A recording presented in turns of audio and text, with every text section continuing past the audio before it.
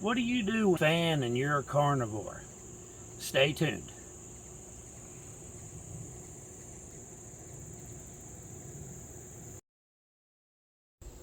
This is Rick here with Not So Boring Carnivore. And we talked and we're going to do a little if poop hits the fan, how you handle it. And I think that's the important part. But in the beginning, we kind of scanned over just some survival stuff, just general, that everybody should be looking into doing anyway on the Coleman equipment, which is not on the table at this time. But it's a dual fuel. It will run on regular unleaded gas as well as the Coleman fuel, which is a blessing. So it allows you an alternate way to cook or have light or do different things. Of course, you got generators, you got inverters. You could hook an inverter to your car and run your whole house if you do it properly, which is something a lot of people don't realize. Your necessities, your teepee, or hopefully you have a bidet, and hopefully the power's on or they're getting water to your house, but the chance is that they're not. And then you're going to need chlorine or iodine to purify your waters if you collect rainwater. Just things to consider and look at. A good little first aid kit, and this is just one I take with me when I go fishing or hiking or whatever, and we've got bigger ones that are in the house. A small inverter for the car, little 110 out. This will run something at about 14 amps. So, again, something to look at. Simple lighters to have in storage. Magnesium fire starter. So those are kind of handy. Your Swiss Army knife, and of course you'll want, some type of a spork or, knife, fork, that type of thing. Little sterno cans work great. In your water department, yes, you'll have probably stored water bottles, this, that, and the other. Something that I take with me when I get up into brook trout country and doing the higher end mountain fishing is a little life straw, and these life straws are fantastic. You just literally open it up and put it into the stream and suck the water out, and you're hydrated. So if something stupid happens, a lot of the areas I go don't have phone service, so you've got to make shift and survive. So it is important to have those. Keeping your water where it's usable is this Dr. Bronners Soap. She makes our soap, and we do basically the same thing, but we try to recycle everything we can. And with this soap here, if it did get into your water, you could actually still use this straw and drink your water and come out really good. So that's just kind of highlighting and touching base.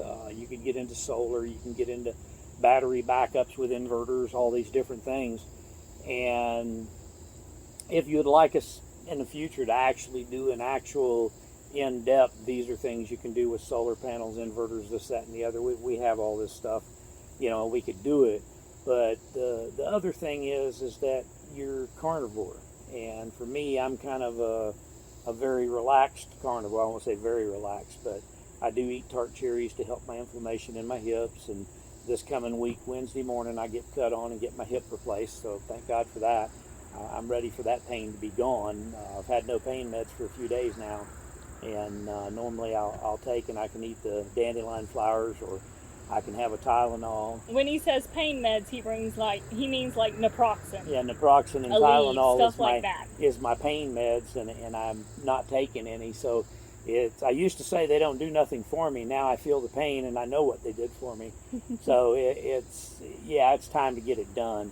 But you still, when things hit the fan and you've got a hurricane, you got tornado situations, wherever you're at, in the world, the earth, nature can throw things at you, floods, stupid stuff. Doesn't matter what it is. You need to be prepared. And as a carnivore, your limitations are there. You've got to really focus in what are the things that I need. But yet, because it's such a simple way to eat, you really can stock up where most people won't, because their kids go, I want Cheetos, I want Doritos, I want this, and being a carnivore, if you've got your kids doing it with you as well, you're stuck in a house with boards on it from a hurricane. It'd be nice to know that you've got some beef jerkies that they can eat, and you go out and you look for those clean meats that you can eat and have. And, I'm going to let Susie talk to you just about some of the things here and explain what she thinks on them or what have you. But, I'm a typical guy. You throw meat on a plate and I'm happy. So. Well, and that's why we picked out mostly meat products. So, can opener, always make sure you got a can opener in your kit. So this brand, this is canned beef, but the ingredients is literally only beef and sea salt. You can't get any better in a canned meat than that. And this is canned chicken. Again, chicken and sea salt. So you're keeping it as pure as you can. A lot of the canned stuff has like tapioca starch. They have preservatives, things in there that if you've been carnivore for a long time and you introduce that to your body, it could trigger inflammation or a response from it. Yeah. If you're already stressed out, you've had a disaster, a hurricane, an ice storm, whatever it may be, you don't want to add that stress to yourself. So you still want to try to stick to your clean eating, or as clean as you can during a storm, and not have to like cheat on it and do MREs or something that has a lot of additives in it that might not be good for your body. And if there's ever a time you would be tempted to, it would be during a disaster. So the more stuff like this you can keep on hand, the better you're going to stick to your way of eating, the better you're going to feel and be able to get through that disaster.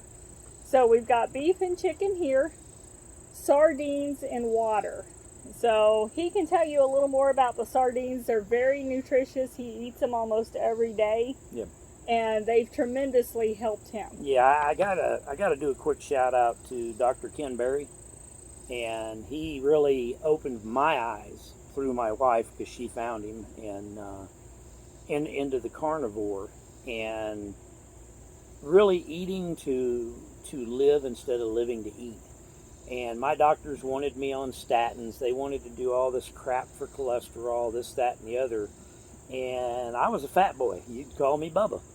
And I said, no, I'm going to take control of my life and I'm going to make this happen. And I got involved with the sardines. And of course, my doctor was like, no, we want to put you on this. And I said, no. And they got all upset and this, that, and the other. And I told them, I says, look, I'm going to try it my way. And I'm going to do my vitamin regimen. I'm going to do my clean eating, and I'm going to do the carnivore and see where I end up. And I found out with the sardines that they tremendously help cholesterol. They even help you with your blood pressure, all of it. And I started eating sardines on a daily basis, just a can a day. And I used to tease everybody and say I'm not going to eat bait because that's what I look at sardines as, is bait. And they're not bad. And so it was kind of funny. After I ate my first can, I'm like, I should have been eating these a long time ago. But short story, everything in my blood work came back fantastic. So that was only after a month and a half they did my second blood work, and yet it came back all good. And I lost a ton of weight. I've lost well over 75 pounds, which is fantastic. Still got a lot more to go for what I want, but my energy came up. I had actually quit fishing, and that's one of my loves to do. And with doing the weight loss, helping with the inflammations, and where I cheat with the tart cherry for the inflammation, I've probably fished more this year than I have in a long time, and it's been wonderful. So, I do it with pain and the whole 9 yards, but it's something that I can tolerate, at this stage. I am thankful that, Wednesday morning they're going to change my hip for me, and then I'll be the bionic trout bum. So. But so we have the sardines because that's really packed with a lot of nutrition, and it would be a good thing to have in a preparedness kit. Tuna in water, and if you notice, none of these are in seed oils, no mustard, no hot sauce, everything's just in water because that keeps it as clean as possible. But tuna, whether you like tuna or not, if you're in a pinch, it makes something really good to have. The Redmond's real salt. So we recommend this to be in your kit because it's got a lot of good minerals and stuff in it. Doing this salt on almost all of my food helped me so much with having leg cramps at the beginning of everything. So I very much believe in this salt. heavy whipping cream. And this is powdered heavy whipping cream. I recommend this because it's a high fat. And as you know, during doing carnivore, fat equals energy. So you want to have non-perishable ways to still get your fat content. So this is one of the ways, is heavy whipping cream.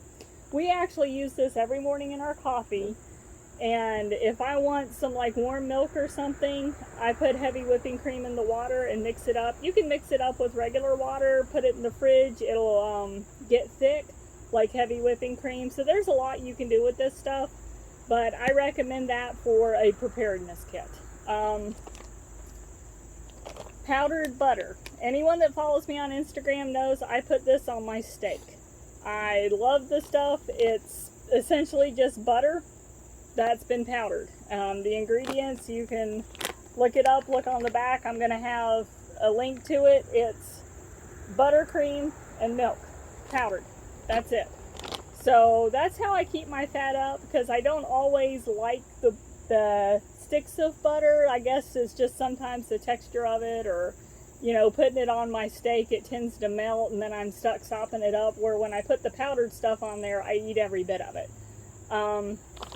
Powdered cheese. Again, this is to keep your fat content up and also help the taste of stuff. I'm sure if you put powdered cheese on some of the chicken, it'll make it taste a lot better.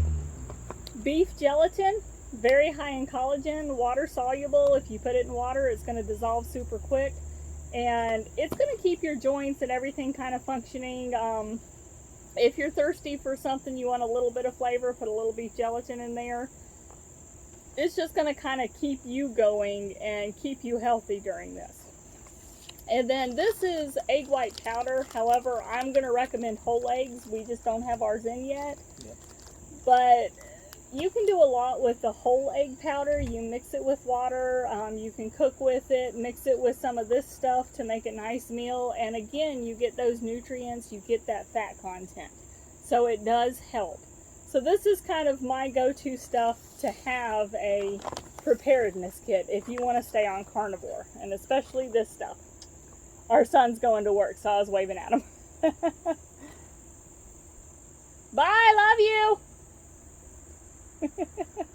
So this is kind of, you know, we got together, talked about a preparedness kit strictly for carnivore, and this is what we came up with. And that's just some of the basics. You know, you're going to get involved with a lot more meats. You know, again, we've got a freezer full of meat. And if we ever get hit in the winter with a 2-week shutdown because of an ice storm or something stupid, then I'll use a cart and take the refrigerator out the front door and open the door at night and let it keep frozen and shut the door during the day. Just simple things that when you're stressed out during a situation, you might not think about. So if you'll honestly sit down with your better half, or just, you know, if you're by yourself, just sit down and do some common sense. What is it that I really want to maintain and do? And you're going to find out that it's pretty simple to set it up. Put you a kit by the front door if you don't want to store it in your car in case you had to bug out. But then you've got this ability to stay or go. And it's just, again, another way to look at having to survive, really, is what it is. And, you know, it would be easy during a stressful situation to wind up having stuff that you're not used to having in your body because you've been carnivore for so long. Oh, yeah. They hand out, I know when we've been down in Florida with the hurricanes, you could get MREs, you could get any crap food that they could throw at you. And now looking back on it, honestly, it wasn't that good for you. Now that we've been mostly carnivore for so long, I don't think I could eat something like that without getting sick. And when you're already going through a stressful situation, you don't want to add additional stress to your body. Yeah. So the more you can stick to your way of eating, the better off you're going to be, and the easier it's going to be for you to get through that stress. Absolutely. And if you got kids, which we all know that can be taxing, and we've been there and done it. We have to. And you're sitting in a situation where, okay, I know I'm not going to have power for 2 weeks or a month or whatever. You know, if you figure out what the beef jerkies are that they like and that you like that are clean, put dates on the bags. Put dates on your cans. Rotate out your stock, because then you can put it in your normal eating, but yet rotating and maintaining your bug out stock, or your berry up stock. And it's a heck of a lot easier on you and less stressful, kind of like a kid on a long trip. Are we there yet? You want to reach in the back seat and shake them. And that's just a fact. It's a reality of being a parent, and you just keep hearing it and hearing it and hearing it, and you're like, oh my God, what do I do here, But if you've got something to entertain them or do as far as the food goes, then that's a good thing to do, Then they're a little bit happier, you're a little bit happier, and it makes life easy. But this is what we came up with. If y'all want to see more videos like this, or want us to get more in depth with some of the other aspects of preparedness, let us know in the comments. You might have some suggestions for us on this, like something you would add to this kit. Absolutely put that in the comments. Yep, it helps anybody out. Don't forget to subscribe to our channel, like the video. Thank you for our Patreon sponsors. Your support means the world to us right now. And we appreciate it. Anything you want to add? Bug out. Bug out.